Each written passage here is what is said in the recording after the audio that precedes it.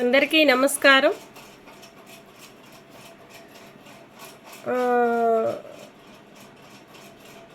రేవంత్ రెడ్డి గారు మీకొచ్చి నమస్కారాలు. ప్రతి ఒక్క మీడియా వాళ్ళని కేసుల మీద కేసులు వేస్తాము, భార్య మీద మాకు తప్పులుగా మాట్లాడుతున్నారని చెప్పారు కదా రేవంత్ రెడ్డి గారు. మీరు ఒక లీడర్ అయ్యుండి అందరికీ ఒక మంచి పేరిస్తానని చెప్పి మీరు ప్రజల్ని మోసం చేసినరా లేదా? పోలీస్ స్టేషన్లో వేస్తాము, పోలీసు వాళ్ళు నా వైపునున్నారు, కోర్టులు నా వైపునున్నారని మీరు చాలా ఘోరంగా మాట్లాడుతున్నారు. మీరు మాట్లాడే మాటల్ని ప్రజలు చూసి నిన్ను తూ అంటున్నారు. మరి దానికి సమాధానం మీరేం చెప్తారు రేవంత్ రెడ్డి గారు? మీరు ఒక లీడర్ అయ్యుండి ప్రజలకి మేము సపోర్ట్ ఉంటామని చెప్పి ప్రజల్ని మీరు మోసం చేశారు. ప్రజల్ని మోసం చేసినప్పుడు ఆ మోసాన్ని మీరు ఎందుకు పట్టించుకోవటం లేదు? పంట పండించిన రైతుల్ని మోసం చేస్తున్నారు, పేదవాళ్ళ బతుకుల్ని నాశనం చేస్తున్నారు, తినలేని పరిస్థితుల్లో ఉండవాళ్ళని మోసం చేస్తున్నారు, ఇళ్ళ స్థలాలు లేని వాళ్ళని మోసం చేస్తున్నారు. ఇళ్ళు ఉండి గవర్నమెంట్ రోడ్ల మీద కట్టుకున్న వాళ్ళకి నువ్వు సపోర్ట్ ఇస్తున్నావు. పాత ఇంటిని ఒక గేటును కూలగొట్టించిన వాళ్ళు ఇలాంటి దొంగ లెక్కలు చేసి ప్రతి ఒక్క గేట్లు బయటకున్నాయని చెప్పి గవర్నమెంట్ మోసం చేస్తుంది. దానికి సపోర్ట్ నువ్వు ఉన్నావు రేవంత్ రెడ్డి గారు. మీరు పట్టించుకోకపోతేనే కదా ప్రజలు మిమ్మల్ని మాట్లాడేది. ప్రజలు మీరు పట్టించుకుంటే ప్రజలు ఎవరు కూడా నిన్నొక్క మాట అనరు. ఎందుకంటారు?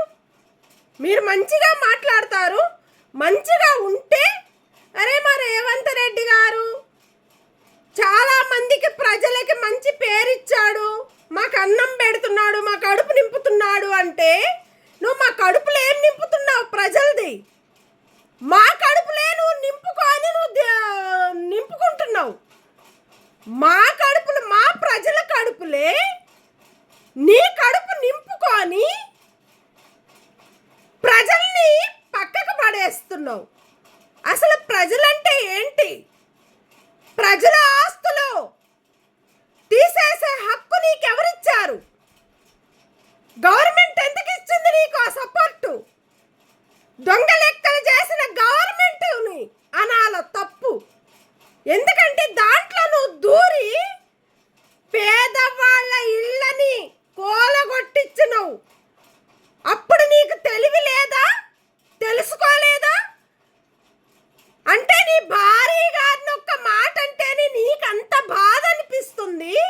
మరి ప్రజలు అందరూ భార్యల్ని నువ్వు తూ అని గలీజు మాటలు మాట్లాడుతున్నావు. మరి నిన్నేమనాలా? మిమ్మల్ని ఏమనాలా రేవంత్ రెడ్డి గారు? ఎవరు ఏమన్నా ఓ నేనే పెద్ద. నువ్వు ఎన్ని రోజులకి పెద్ద అవుతావు? ఎన్ని రోజులకి నువ్వు పెద్ద అవుతావు? ఇప్పటికి 15 నెలలు అవుతుంది. నువ్వెక్కడన్నా ఏమన్నా తీసుకొచ్చావా? ప్రజలతో నువ్వు నిలబడి ప్రజలకి ఏమన్నా చెప్పి వాళ్ళకి ఏమన్నా సపోర్ట్ ఏమన్నా ఉన్నావా? ప్రజలతో మాట్లాడటానికి కూడా నీకు టైం సరిపోవటం లేదు రేవంత్ రెడ్డి గారు. మీకేమన్నా టైం సరిపోతుందా? నీకు టైం సరిపోతుందంటే చెప్పు. ప్రజలు కూడా పట్టించుకోరు. ప్రజలు వేస్తేనే కదా ఇవాళ నువ్వు గెలిచి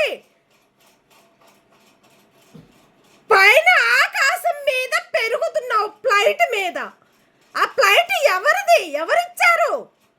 ఎవరి కాడి నుంచి ఎక్కడి నుంచి తీసుకొచ్చావు ఆ ఫ్లైట్? ఎవరు ఎక్కించుకొని పోతున్నారు ఆ ఫ్లైట్?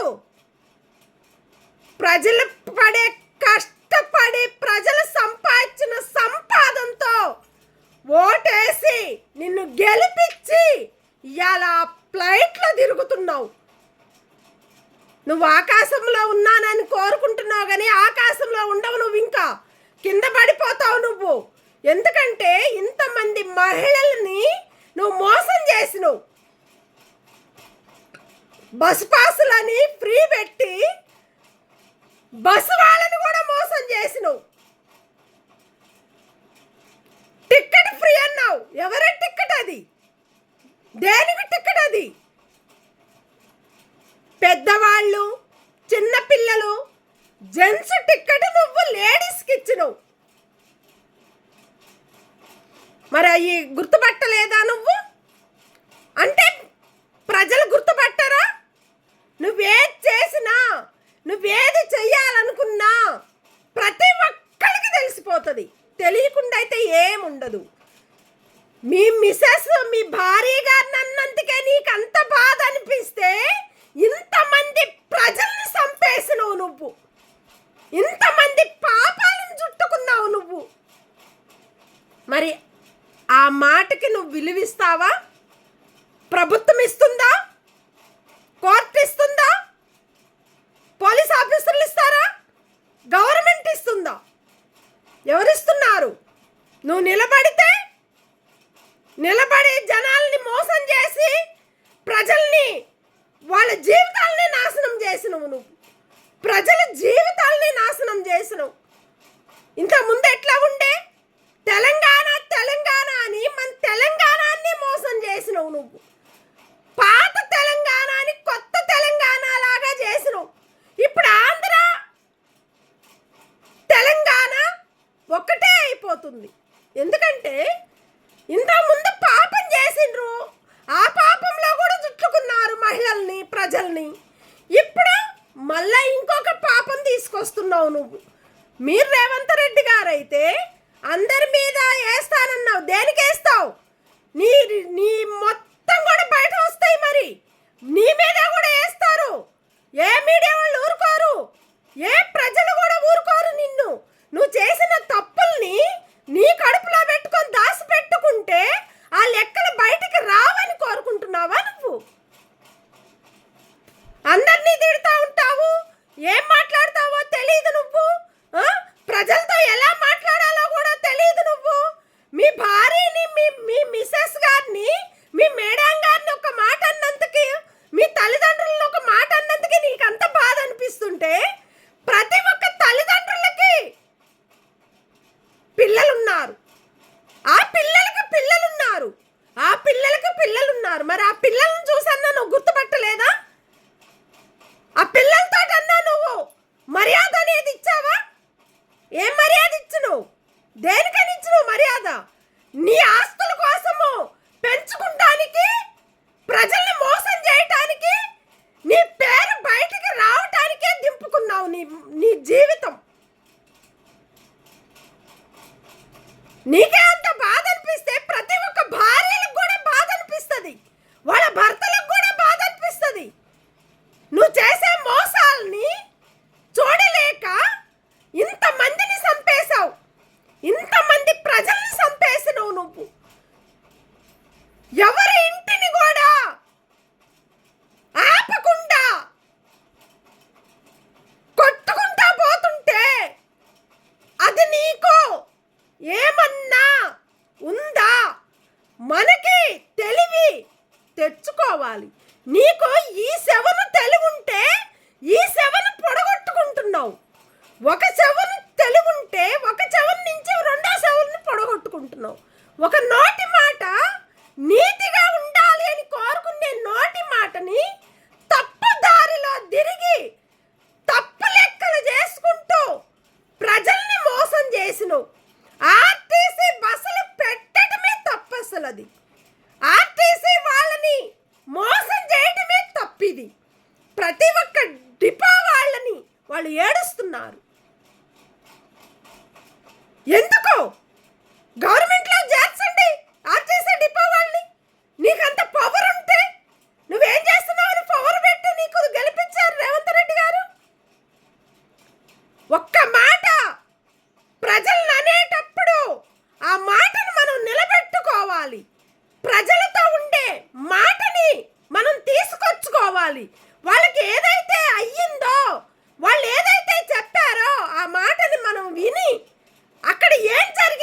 చూసుకొని ఎంక్వైరీ చేసి ఏ ఏరియాలో ఏదయ్యిందో తెలుసుకోవాలి. ఫస్ట్ మీరేం చేస్తున్నారు?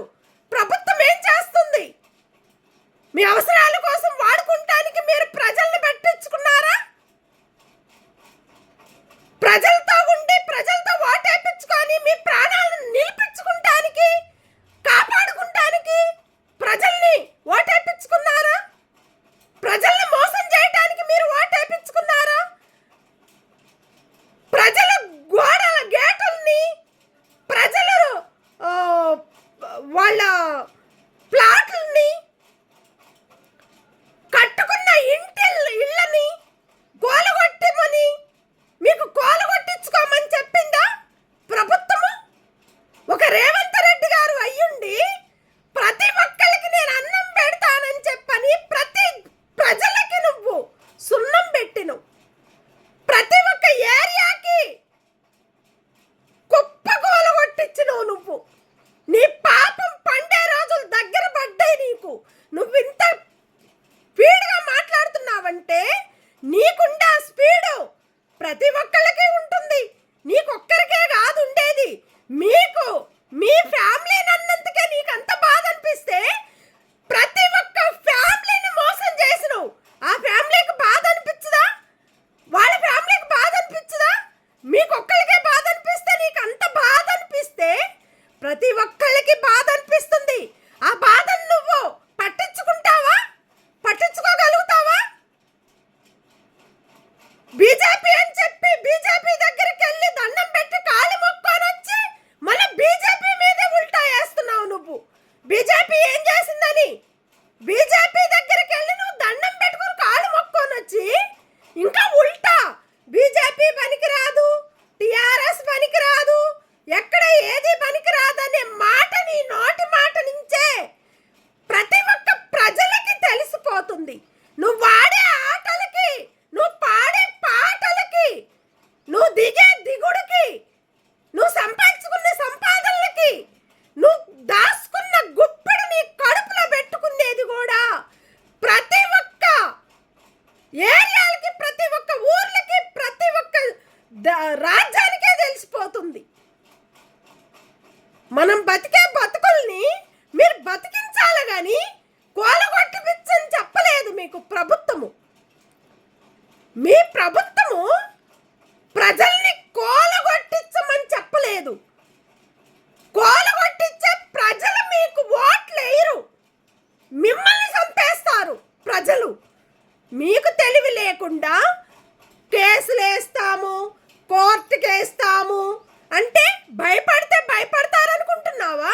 ఏ మీడియా వాళ్ళు కూడా భయపడరు. మీలో ఉండా మొత్తం కూడా లిస్టులు మొత్తం బయటకుంటాయి. అది కూడా కోర్టులో చూపెడతారు. కోర్టుకు చూపెడితే కదా నీది కూడా, నీ ఇజ్జత్ కూడా లేకుండా పోతుంది. ఒక మీడియా అనేటప్పుడు ఒక మీడియా వాళ్ళు అనేటప్పుడు ఒక గౌరవాన్ని తీసుకొచ్చుకో నువ్వు. ఆ మీడియా ఏం చేసిందని నువ్వు ప్రతి ఒక్క విషయాలు బయటకు తీసేది మీడియా. ఎక్కడ ఏం జరిగేది కూడా తీసుకొచ్చేది మీడియా. ఎక్కడన్నా ఏమన్నా ప్రాణాలు పోతుంటే ఆ వీడియో తీసి పంపించేదే మీడియా.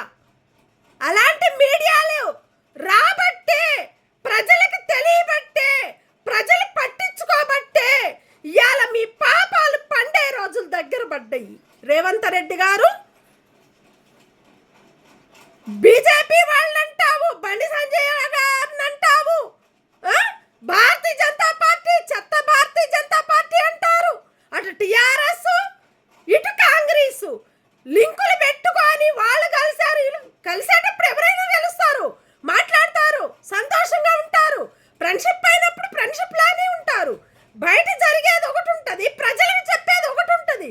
మీ లెక్కలు వేరే పర్సనల్గా ఉంటాయి. మరి నువ్వు కూడా ప్రతి ఒక్కరి దగ్గర పోయి కలిసి మాట్లాడొస్తున్నావు. మరి నీ ఐడియాలో కూడా బయటకున్నాయి. మరి ఆ ఐడియాలు కూడా బయటకు పెడితే నీది కూడా తప్పే కదా. ప్రతి ఒక్కరిని కలిసే హక్కు ప్రతి ఒక్క ప్రభుత్వానికి ఉంటుంది, ప్రతి ఒక్క ప్రజలకు ఉంటుంది. ఆ హక్కు తీర్చడానికి తీయటానికి ఎవరికి లేదు. ఆ హక్కు ప్రేమతో మాట్లాడే హక్కు ప్రతి ఒక్క ప్రభుత్వానికి ఉంటుంది, ప్రతి ఒక్క